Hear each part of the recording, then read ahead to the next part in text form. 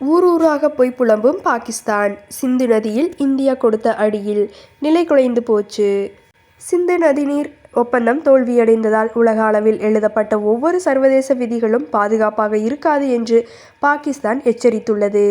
மேலும் இந்த ஒப்பந்தத்தை நிறுத்தி வைப்பதால் தெற்கு ஆசியாவில் பதற்றம் ஏற்பட்டுள்ளதாகவும் சுமார் 200 கோடி பேரின் அமைதியை இது பாதிக்கும் என பாகிஸ்தான் வாய்க்கு வந்ததை கூறி வருகிறது. இதற்கு இந்தியா தக்க பதிலடி கொடுக்கும் என்றே தெரிகிறது.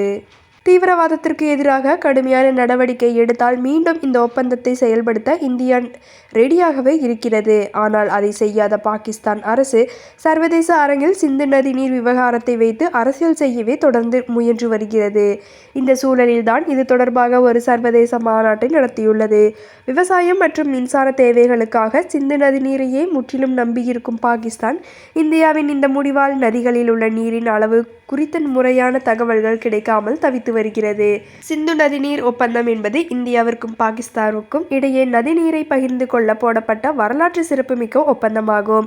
உலக வங்கியின் மத்தியஸ்தத்துடன் உருவான இந்த ஒப்பந்தம் கடந்த 1960 செப்டம்பர் 19 அன்று கராச்சியில் கையெழுத்தானது. இந்தியாவின் அப்போதைய பிரதமர் ஜவஹர்லால் நேரு மற்றும் பாகிஸ்தான் அதிபர் அயூப் கான் ஆகியோர் இதில் கையெழுத்திட்டுள்ளனர். அந்த ஒப்பந்தத்தை போர்க்காலத்தில் கூட இந்தியா நிறுத்தவில்லை. ஆனால் அப்பாவி மக்கள் மீது தாக்குதல் நடத்தியதுடன் இந்த ஒப்பந்தத்தை இந்தியா நிறுத்தி வைத்துள்ளது.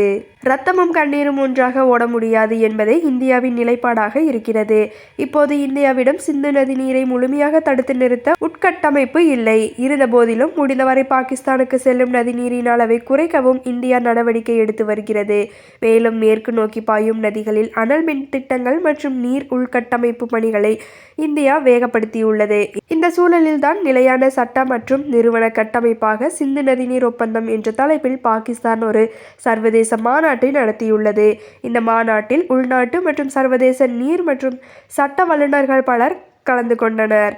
மாநாட்டில் உரையாற்றிய பாகிஸ்தான் துணை பிரதமரும் வெளியுறவு அமைச்சருமான இஷாக் தார், சிந்து நதிநீர் ஒப்பந்தம் என்பது வெறும் நீர் பகிர்வுக்கான ஏற்பாடு மட்டுமல்ல, அது பிராந்திய அமைதி மற்றும் ஸ்திரத்தன்மையை தொடர்பானது. தண்ணீரை எப்போதும் ஒரு ஆயுதமாக பயன்படுத்தக்கூடாது.